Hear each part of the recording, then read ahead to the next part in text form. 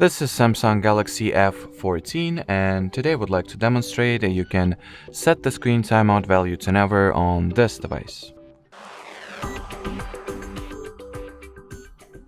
So to start, we will need to get the free app called Caffeine. That is the tool that allows us to customize the values for the screen sleep timer. So it's relatively a lightweight app. Well, it's obviously a lightweight app since it's just under 7 megabytes in file size.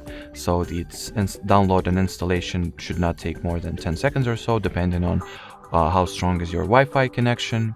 Then upon getting, just launch the app. In here, make sure that the timeout option was set to the infinite value, or to be infinite. And from here, just make sure not to turn off or close the app.